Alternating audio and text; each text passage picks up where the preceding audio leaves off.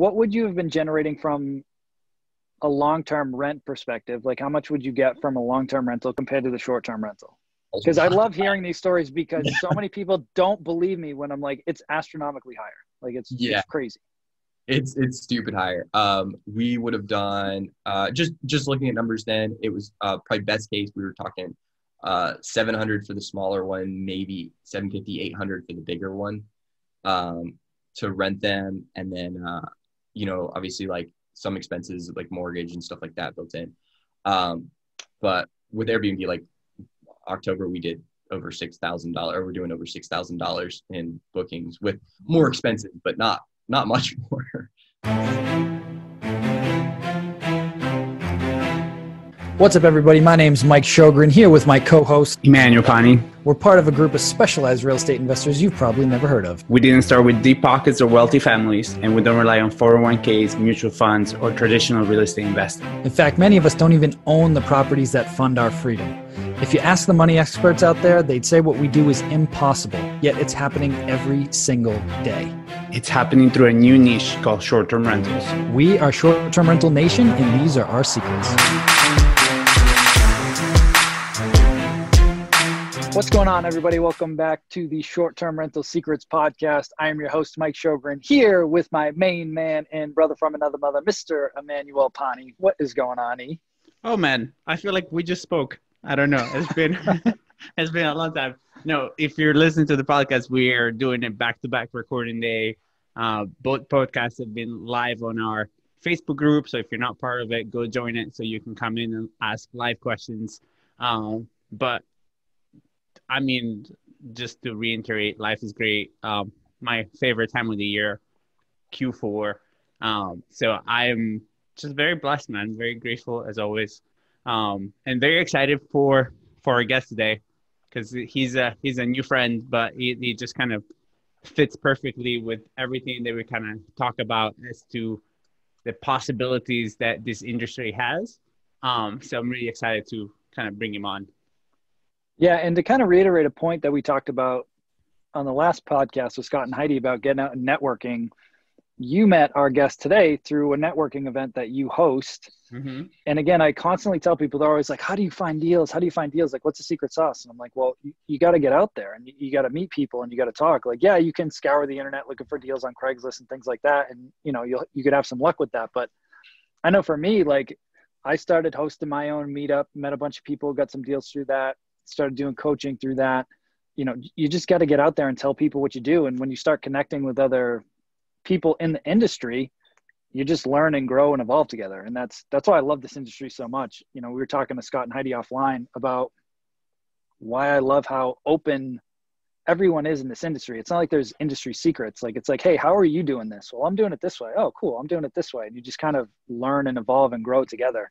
And it's not like that cutthroat type of business where everybody's very secretive and whatever. So, yeah. Anyway, today on this episode, we have a special guest, Addison. Is it Ricci or Ricci? Ricky. Addison Ricci on the show. He lives down in South Florida, but he has 2 single-family homes in Knoxville, Tennessee that he is running as short-term rentals. And I'm excited to talk to him about this because we've had some guests on here that run properties remote. I run some remote. And there's always this big fear of like, oh, well, if I can't run over there and touch it and see it and fix things, I don't know how I could do it. And, we'll definitely talk about that today and how you can put boots on the ground, like in your market, people that you can trust and build a team, and how you can keep your pulse on what's going on, even if the property is hundreds or thousands of miles away. So with that being said, welcome to the show, Addison. We're happy to have you. Cool. Thank you guys so much. Absolutely. So why don't you kind of bring us back and kind of talk to us about kind of your background, what you do for a living, and how you got into short-term rentals? Yeah. So I do video production is my kind of day job. I work 9 to 5 and do video, like corporate video, a lot of that. I've done that for years and just got super interested in real estate. I've always kind of been interested, but just kind of decided to like dive in. I'd gone to high school in Knoxville, so that seemed, I had connections up there. I knew people up there. and my mom was living up there. And so I just decided like, oh, if I'm going to do this, Knoxville's like, there's a lot lower barrier to entry. If I do something in South Florida and spend $300,000-$400,000 and it fails, like, well, my life's over. But if I do something in Knoxville, you know, under $100,000, like, how bad can it go? So give it a shot, and it's just gone super, super well. I've had a blast with Airbnb. Yeah. So was the idea always Airbnb, or did you run it as a long-term rental and then you kind of thought about doing Airbnb? So I had read some books and was just like, and like, I think a lot of people go toward like, oh, multifamily properties and renting those long-term. And that's like, I don't know, that's like this dream of getting like a quadplex and like living in one and like renting out the other three. And so that was kind of the same thing, like, oh, I'm going to look for multifam. So I hit up a real estate agent in the area and was like, hey, send me anything multifam in like this price range. She started sending me stuff, and we found this property that had 2 single-family homes on it that needed a lot of work, a lot more than I even figured. And we like went for it and started doing the renovations. It was a pretty big renovation, and midway through that, it was like, oh, we could try like short-term rental. Like, we could try Airbnb these out. Like, I've never, you know, I have friends that do it. I've known some people that have done it and done pretty well. So like, give it a try. A couple people, I talked to some different investors. Like, one guy encouraged me, like, why don't you Airbnb one and long-term rent the other, just in case it doesn't go well. But I had looked at numbers and everything seemed like this could do really well. Like, I'm going to try the whole thing. And, so we got up and running and just started, actually just in February. We've only been taking bookings since February, and it's just been like, wow, like every month has just been like, wow, this is awesome. I'm so glad I went this route. And it's been a really fun time. Yeah. I love it because it's like the perfect. So to me, in my mind, the idea of like who our listener is, I think you're in a perfect kind of moment in your journey. Because to me, it has always been important when I learn and I have mentors or things that I look up to. When you see people too far ahead, you go overwhelmed, right? You're kind of like, okay, I survived COVID, yeah, right? Like, it just happened, right? And then it's just in that moment. And then you have your job is like a 9-to-5 full-time, yeah, job, right? Okay. So you also showed like you're the perfect proof of concept of like, you can do this while having a job. Yeah, absolutely. So what have you since February? Like, what would you say your lessons have been since February? Yeah, so much. It's just been learning how to like read the data, what kind of what kind of guests we're getting, what kind of stays we're getting, how long do they stay, how to keep these people happy. My mom's the one really managing it, and it's been a huge learning experience for her. Just learning how to get good reviews and keep the guests happy and keep bookings coming in. And as we've adjusted through COVID, so our type of booking, our length of booking, everything is totally shifted as of COVID. What we were getting for late February, March was totally different bookings, people booking for different reasons, people booking, just like further out then. And then all of a sudden the bookings shifted to like, people are booking like 2 days before, sometimes the day of, and they're booking for, in smaller groups. We're not getting big groups and stuff. So it was just learning to pivot with that and adjust as things changed. So how, kind of walk me through the dynamics now. So your mom's local to the property. What is kind of her role versus what your role is? And if there's anybody else on the team, like what does that look like? What's the dynamic for your operations? Yeah, so she's the main manager. She's an interior designer by trade, but she's kind of retired at this point. So she has quite a bit of free time, and she has a great eye for that stuff. And everybody kind of calls her like Martha Stewart. Like, she's like pretty much good at everything, and like everybody loves her. So she's the perfect person to be the boots on the ground, to be the person meeting people when they get there. She's constantly doing like landscaping and making the properties look nicer, and just wants to like make their experience amazing. So she's there actually physically doing that stuff. Her boyfriend actually happens to be a really awesome handyman. So between the two of them, it's just been like this like miracle team where they can literally almost do anything.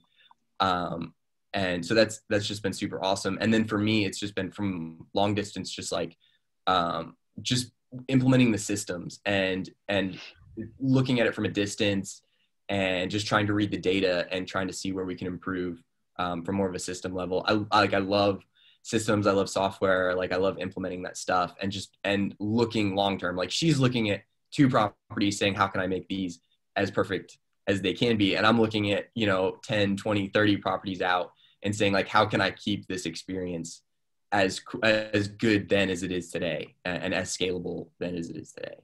Mm. And what types of software are you using now or technology that you're using now to kind of help streamline your operations?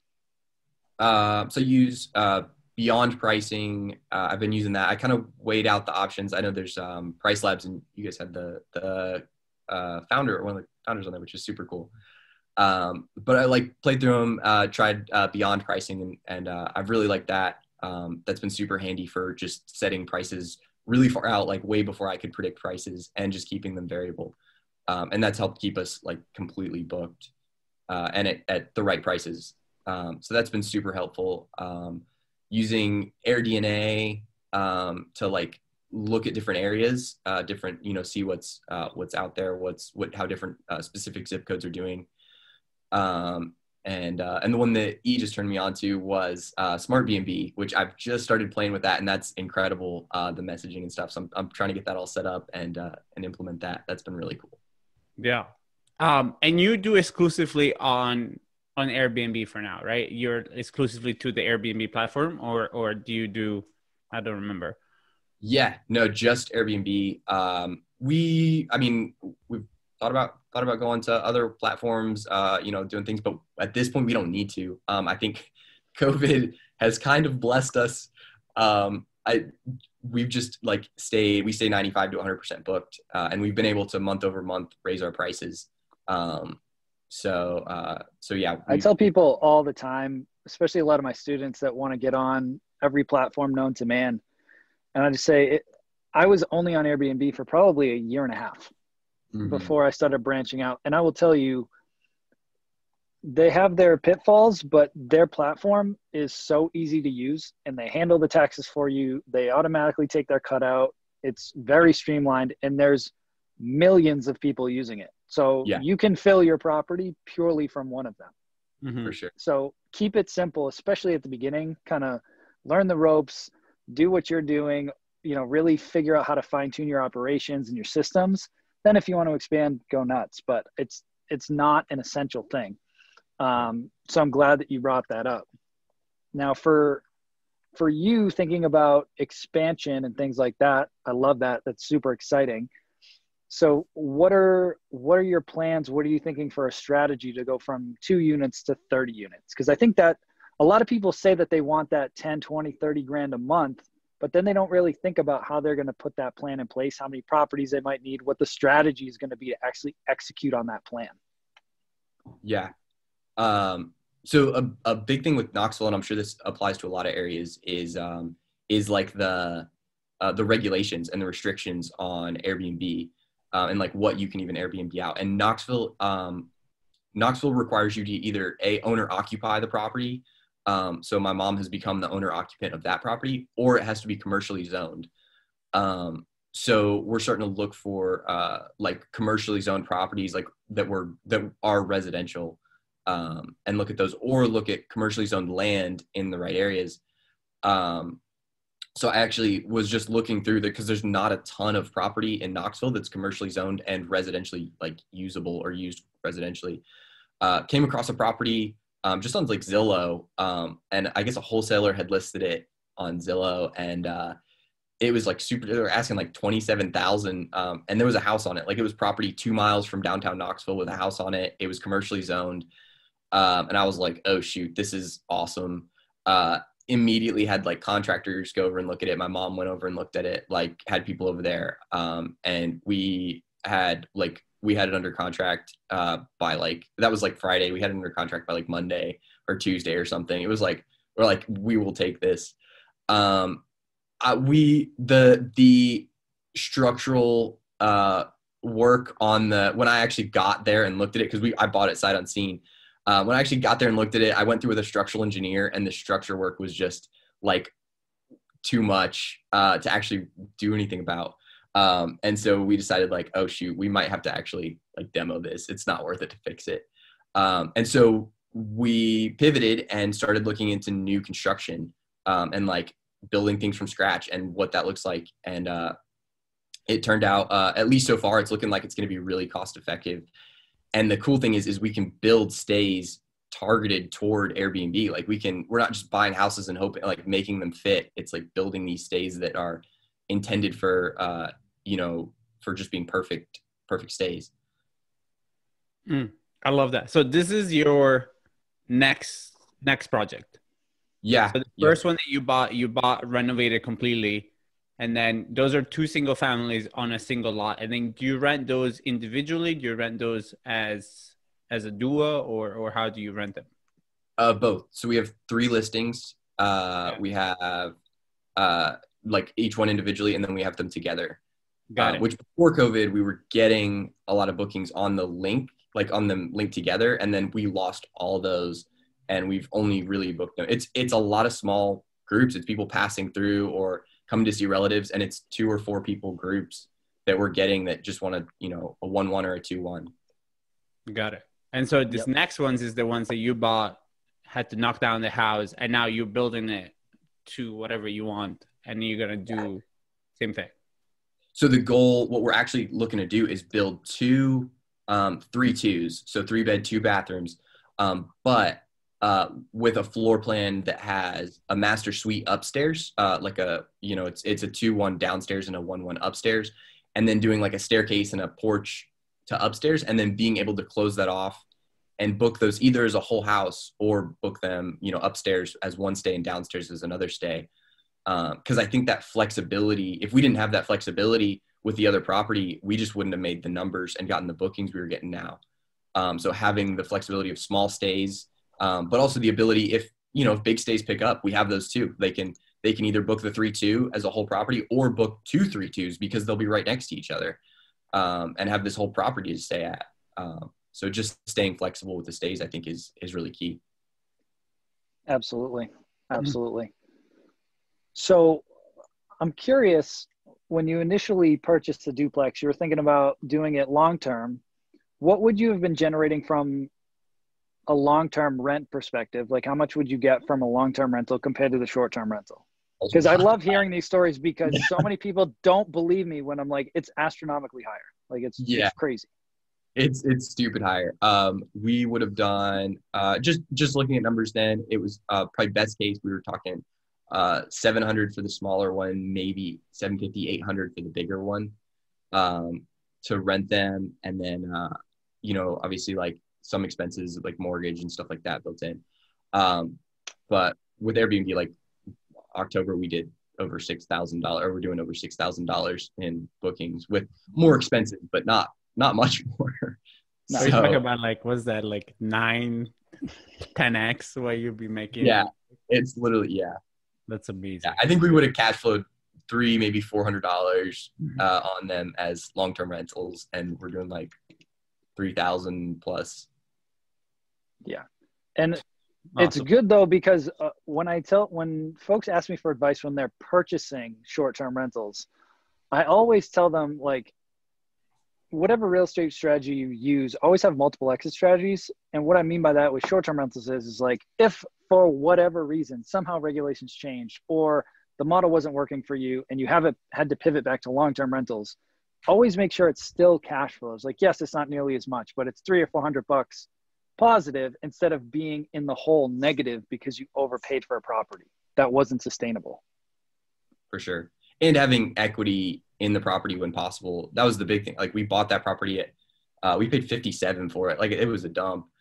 We put a bunch into it. And then when it was all said and done, it appraised at $165, and we were able to cash out refi, get all our money back, and still have extra equity left in it. So that's like, we could long-term rent it, or if we had to, we could sell it and make out pretty well. Yeah. So exactly. A couple exit strategies right there. So how did you So your team is your mom, her handyman boyfriend, which is amazing. And then your wife helps you sometimes. How did you enroll your mom? Like, what was that conversation like? Was that hard conversation, an easy conversation? Because that's the reality, right? A lot of people might want to do it. Like, I know Mike had to convince his parents to buy a condo, and they wouldn't believe him, so he bought one first, showed them, and then they're like, "Oh shit, maybe we should listen to Mike." It was probably one of the easiest conversations I've ever had. Oh, that's awesome.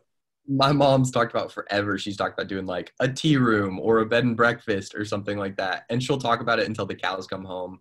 But I think the process is overwhelming for her to actually go out and like do it. But she's helped. We have family that has a little business, and she's like helped them with some of their stuff. Like she's good with like helping, optimize businesses and run. And she's just great with people in general. So it was a really easy when I was like, I'm going to do this. She's like, I'm in, like, I'll do it. And I got to say, like, I totally underestimated how valuable she would be. There was part of me that felt like it'd be really great to have her, but if she's not in, like, I could still probably do it. If she wasn't there, this would be a disaster, and this would have never worked, especially the Airbnb thing would have never worked. I mean, she managed the entire rehab process. She was there with contractors almost every day. She probably puts 40 to 60 hours into it, honestly, like a week. Like, she's literally constantly there, and she loves it. Like, it's her baby as much as it is mine. Yeah, that's awesome. But that's the power, right? Like, you can create a project with your family, and it's a way that, like, and I know this just from our conversation this weekend, it's a way that you can create something that then can change the life of everybody. But now, because that's the thing with real estate, like real estate investing as a whole can always change your life. The thing is, when you do traditional rentals at $100 a door of cash flow, it takes a minute to change everybody's life. Whereas with this, there is so much, like, I mean, we just talked about with the rent, right? You're going to like 10x your income. That gives you a lot more room to do things together and then kind of create this freedom that also Mike has created. So like, it's an amazing thing, and you can enroll your family in it and find the right people for the right things. For sure. Yeah. Absolutely. I have a story. I have to share. This is Can you talk about the water too? That your mom goes to get the water from the yes, absolutely. So yeah, my mom, like, again, like, she loves hosting. She goes down to this like spring, this like natural spring that has like the perfect alkalinity level. Like, I don't even know. And she brings these like jugs of water. Like, she does this like almost every day and like collects all this water down to the spring and then like sticks these like jugs of water in the fridge with like a description of what they are, like letting guests know what they are. I have no idea how much, if the guests even appreciate it. I'm sure there's some that are like, oh, this is amazing, but it's like, to me, like, water is water. Like, I'll drink it out of the tap, like, whatever. That's amazing. I would totally appreciate it. Like, if she brought me like a thing of the stream water with perfect alkalinity and everything else, I'd be like, this lady. I would write it on my reviews. I'd be like, the greatest water I've ever had, for sure. Yeah. But we do get comments about like all the little touches, because that's what she does all over the state. So we get that all the time, is like, there were so many little touches, like unexpected touches all over the state, and yes, definitely love that. Can you give us a couple examples of that? Because I think that's really huge, and we haven't really talked about that too much on the show, but having those little things, putting in those little touches make a huge difference, whether it's leaving out a bottle of wine or some chocolates or a thank you card or anything. So what are some of the things that you guys are doing to have your listing stand out, besides the pure spring water, perfect alkalinity which is already a little touch, you know what I mean? Like, damn, I give people Florida water, which is not good for them. So yeah, that'll mess you up.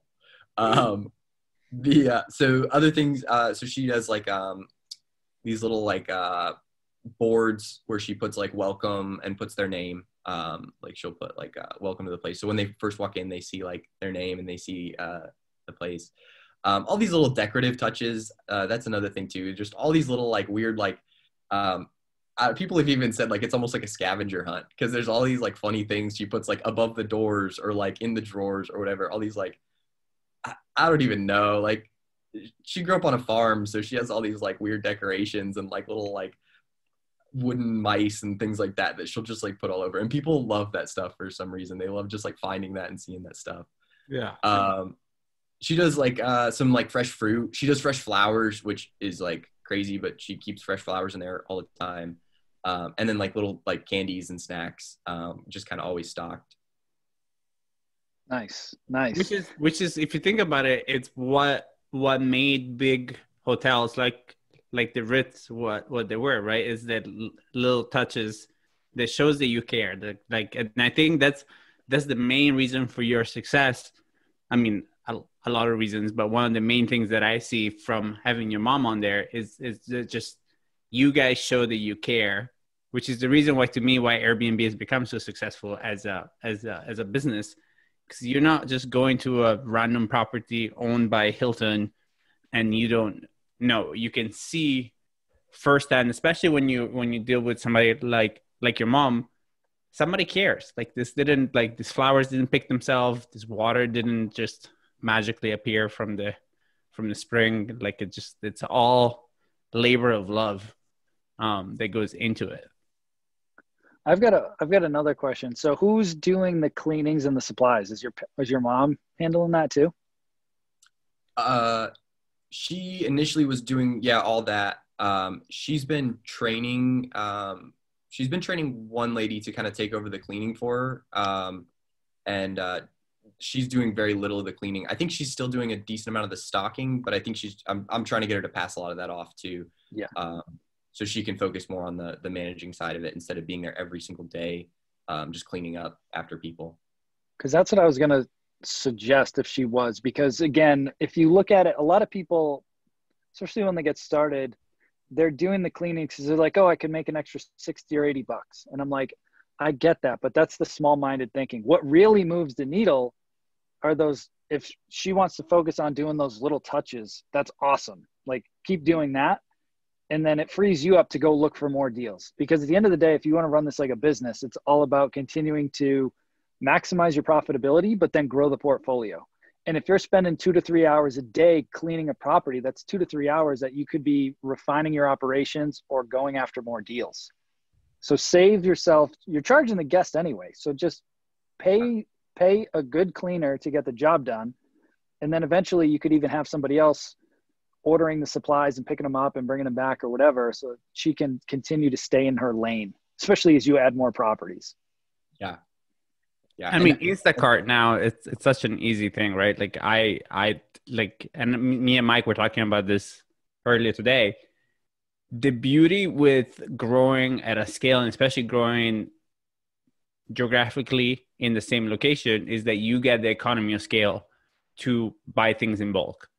And then you get to the point that like you get like, I used to do all the supplies run, then Instacart came around, and even for that, right? Like it's not worth my time.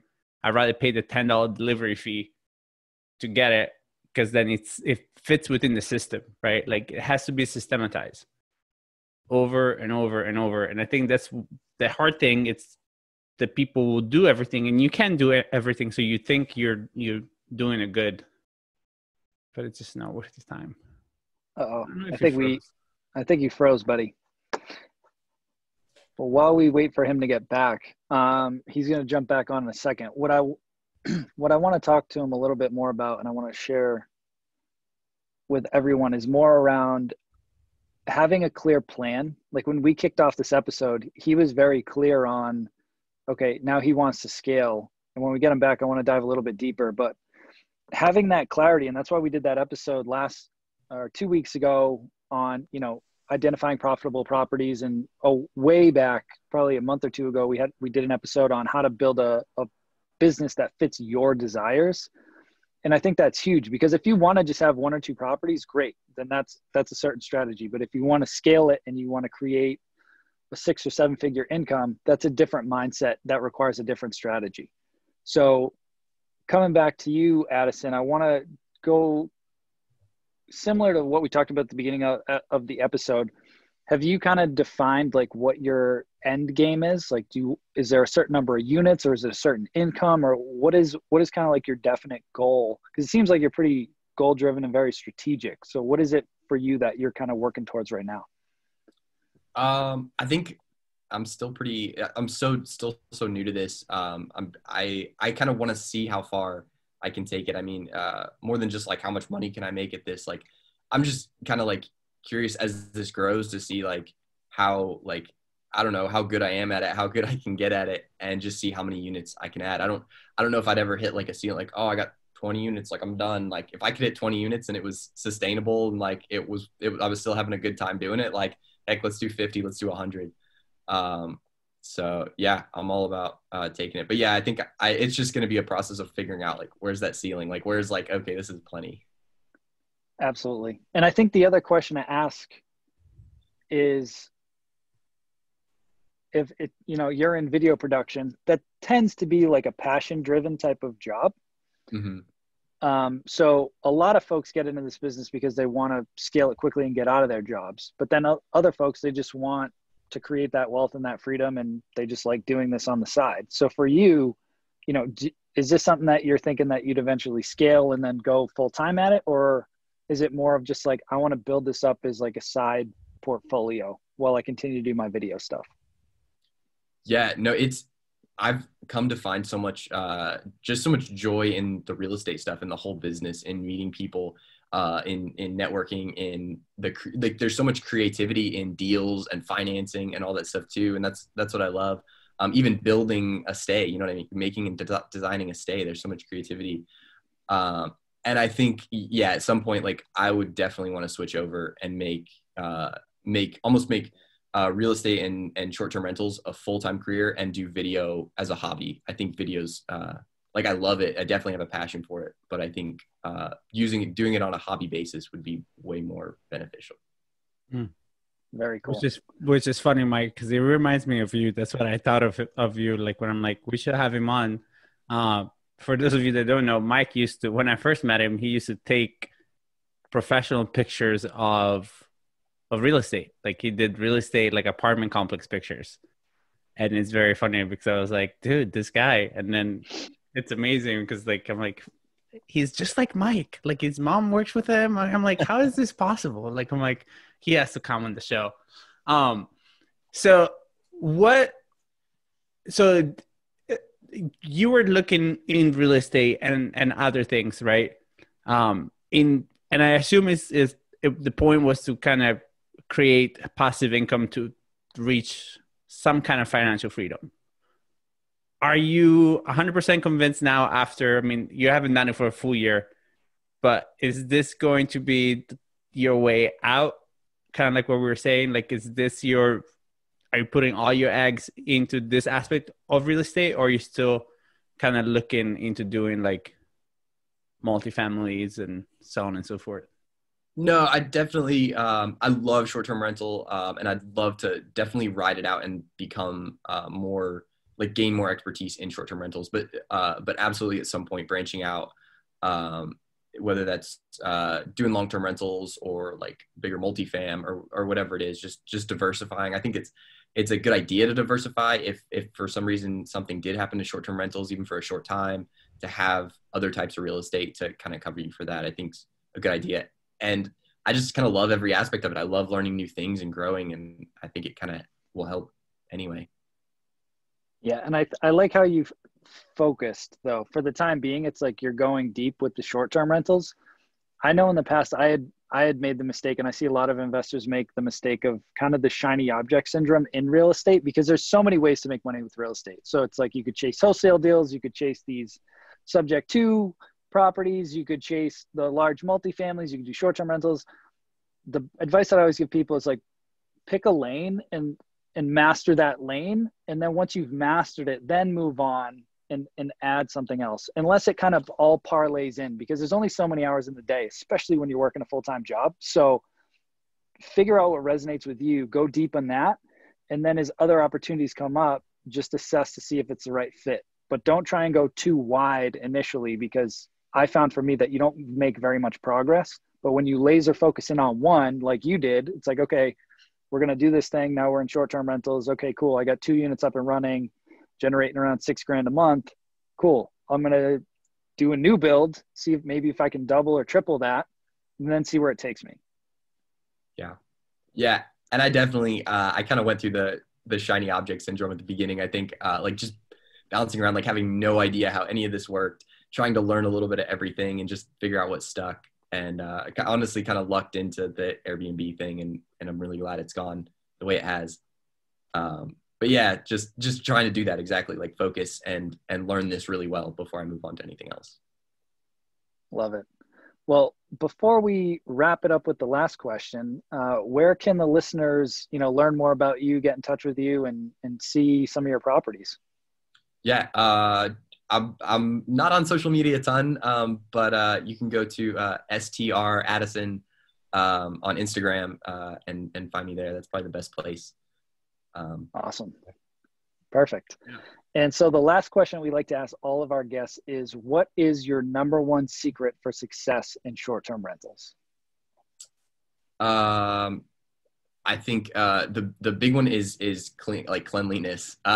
That's one big thing we've learned is guests rave about clean stays, making sure it's clean and making sure your guests give you good reviews. Because it's a review-based system. If you have even like less than 4.5 stars, it's all of a sudden you're like, yeah, because I don't know if I want to stay there. And it's like, that's pretty good, but it's not good enough. So making sure that you're really like appealing to your guests and making sure they have really good experiences, especially early on, so that you can keep scaling. And then just be flexible. That's, we've tried to gear our stays to be flexible. So if the market shifts or, if we're getting bigger groups or smaller groups and just being ready for whatever that is. Love it. And since you are on the newer side, if there's somebody listening to this that is kind of like, maybe it's been looking at a property and it's just waiting to kind of take the jump, what is something that you can tell them that has helped you kind of take that leap in your own personal life? Yeah. Just go for it. Like, just do it. You learn as much as you can. You learn the numbers. You run the numbers. I can say, like, even when I first bought these properties, I was a total idiot. I'm still a total idiot. I don't know if there's ever like a point where it's like I know exactly what I'm doing now. I just like, at some point it's just like you jump in, you try it. You like I said, be flexible. When things go wrong, expect things to go wrong, and just be like. And as soon as something goes wrong, don't freak out. Just like look for like, okay, how do I pivot and change and make this work for my advantage? And a lot of times you'll end up figuring out a solution that was way better than even the original one. Love it. I love that. That's such a great advice. Well, thank you again for coming on, Addison. It was great meeting you and for sharing your wisdom. And I'm sure we will connect again soon. And best of luck with the new build. I'm excited to see what that looks like. And we'll keep in touch. Cool. Thank you guys so much. It was awesome.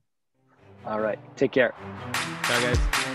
Hey, STR Nation, if you enjoyed this episode, please make sure to hit that subscribe button and leave us a review. And in the comments, let us know what topics you want us to cover on upcoming episodes, and we'll make sure to get that in the books for you. And if you really want to learn how to launch, automate, and scale your short-term rental business, if you want to go deeper, then check out our free masterclass at strsecrets.com.